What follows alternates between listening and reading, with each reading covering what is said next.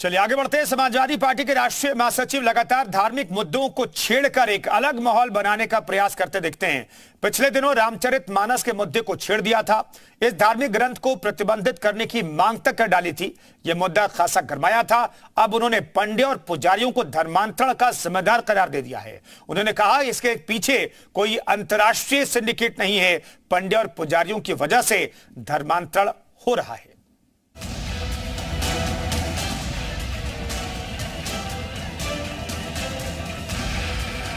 दिल्ली हो या UP, MP हो या राजस्थान, झारखंड हो या फिर केरल, या यूं कहें कि कश्मीर से कन्याकुमारी, कच्छ से अरुणाचल तक ऐसा कोई राज्य नहीं बचा जहां जबरन धर्मांतरण का खेल न चल रहा हो। हैरानी की बात यह है कि तमाम राज्यों में जबरन धर्मांतरण से जुड़े कानून होने के बाद भी इन राज्यों में सनातनियों को टारगेट किया जा रहा है। धर्म के सौदागर उनका धर्मांतरण करा रहे हैं।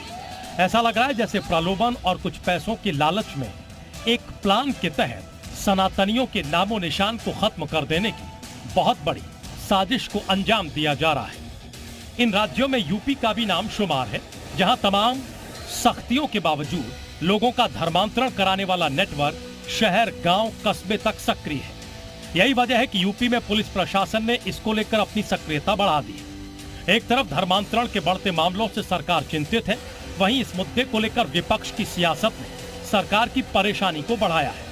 सपा नेता स्वामी प्रसाद मौर्य के बयान से सियासी घमासान मचा है। मौर्य ने ट्वीट करके लिखा, धर्मांतरण के पीछे अंतरराष्ट्रीय सिंडिकेट नहीं अपितु मंदिरों में बैठे हुए पंडे पुजारियों, धर्माचार्यों का गठजोड़ व सिंडिकेट है। धर्म की दुहाई देकर जो धर्म अपने ही अनुयायियों या धर्मावलंबियों को जातीय आधार पर अपमानित करने, मारने, पीटने व प्रताड़ित करने की बात करने, नीच व अधम कहने की आदत सी बन गई है। दरअसल यूपी में बढ़ते धर्मांतरण के मामलों को लेकर सीएम योगी ने कहा था कि अवैध धर्मांतरण के पीछे बड़े अंतर्राष्ट्रीय सिंडिकेट का हाथ है। सीएम योगी के इसी बयान पर स्वामी प्रसाद मौर्य ने मोर्चा खोला। आपको बता दें कि साल 2021 से लेकर 30 अप्रैल 2023 तक यूपी में लव जिहाद धर्मांतरण के 427 मामले दर्ज किए गए।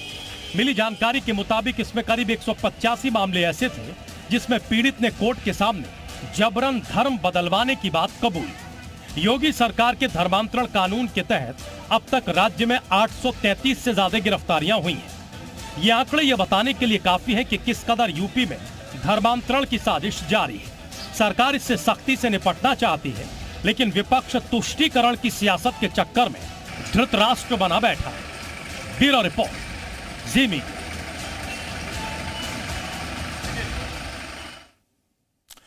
तो स्वामी प्रसाद मौर्य के बयान पर साधु संत एक बार फिर से नाराज हो गए। पंडितों पर, पुजारियों पर, विद्वानों पर और आरोप लगा रहा, ट्वीट करता है, वह निश्चित है कि उसका विनाश होना है। और वह कुछ ही दिनों में देखते देखते कलयुग में तुरंत उसका फल मिलता है। कलयुग में ही इसी बीच में उसको मिलेगा कि वो पछताएगा। कि जहरीले बोल, जहरीली भाषा और समाज के लोग कैसे एक्सेप्ट करते हैं, कैसे मानते हैं। अभी तक उच्च न्यायालय, उच्चतम न्यायालय संज्ञान में क्यों नहीं लिया? एक दिन की बात हो तो चलता, रोज आए दिन। अब यहाँ कहने लग गए कि पंडे और पुजारी, मठों में बैठे पंडे और पुजारी धर्मांतरण कराते हैं। जानवर मॉडल जो है स्वामी प्रसाद मौर्य, इसको लोग नेवला की उपाधि दे दिए हैं, लेकिन हालांकि नेवला कहने लायक भी ये नहीं है। ये हमेशा जब भी बोलता है ये जहर उगलता है, और यह ऐसी कोई पार्टी नहीं है जिसमें ये तलवे न चाटा हो। तो सख्त टिप्पणी साधु संतों की तरफ से की गई है। तो अवैध धर्मांतरण के मामले में दरअसल योगी सरकार बेहद सख्त है। अवैध धर्मांतरण अंतर्राष्ट्रीय सिंडिकेट का काम है, ये कहा जा रहा है। अवैध धर्मांतरण के सिंडिकेट का सफाया जरूरी है, ये सरकार कोशिश कर रही है। जो गेम जिहाद सामने आया उसमें भी पाकिस्तान कनेक्शन सामने आया पूछताछ में, उसके खिलाफ सरकार लगातार लगी है। अवैध धर्मांतरण की कोशिश पर कठोर कार्रवाई की जा रही है। हाल ही में मुख्यमंत्री ने हाई लेवल मीटिंग की, उसमें भी सख्त निर्देश उन्होंने दिए। अंतर्राष्ट्रीय सिंडिकेट के षड्यंत्र पर एक्शन लेने की तैयारी कर रही है योगी सरकार, और लगातार एक्शन ले भी रही है। धर्मांतरण की ऑनलाइन कोशिशों पर पैनी नजर है। टीन एजर्स के धर्मांतरण की घटना से परिचित है सरकार और इसीलिए गेम जिहाद का जो मामला गाजियाबाद में सामने आया, उसके आरोपी बद्दू को रिमांड पर लेकर के पाकिस्तान का कनेक्शन सामने आया है और सरकार बेहद सख्त है। लेकिन अवैध धर्मांतरण के पीछे स्वामी प्रसाद मौर्य को लगता है कि पंडे, पुजारी और पंडित जिम्मेदार हैं। इधर मुजफ्फरनगर पहुंचे बीजेपी प्रदेश अध्यक्ष भूपेंद्र चौधरी ने स्वामी प्रसाद मौर्य के पंडे पुजारियों वाले बयान पर पलटवार किया। भूपेंद्र चौधरी ने कहा कि बीजेपी की विचारधारा सबको साथ लेकर चलने वाली है। जातिवाद के लिए चौधरी ने बीएसपी, सपा और कांग्रेस को जिम्मेदार ठहराया। भूपेंद्र चौधरी ने कहा कि अब देश में जातिवादी लोगों की कोई भूमिका नहीं है। अब देश विकास के एजेंडे पर पीएम मोदी के साथ, प्रदेश में सीएम योगी के साथ।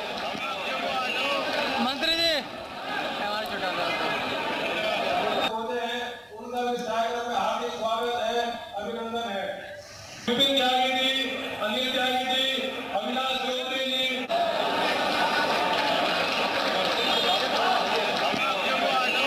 मंत्री जी, उनका विधायक में हार्दिक स्वागत है, अभिनंदन है। विपिन त्यागी जी, अनिल त्यागी जी, अविनाश चौधरी जी,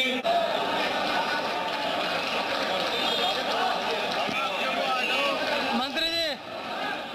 भारतीय जनता पार्टी का स्वरूप सर्वव्यापी है, सर्वस्पर्शी, और हम सबको साथ लेकर चल रहे हैं। जातिवाद तो उन लोगों ने करा, आप समाजवादी पार्टी, बहुजन समाजवादी पार्टी, कांग्रेसी, ये लोग समाज में किस प्रकार से वैमनस्य और टकराव और तनाव पैदा किया है। ये लोग जातिवादी हैं और अब देश में जाति की वादी लोगों की कोई भूमिका नहीं है।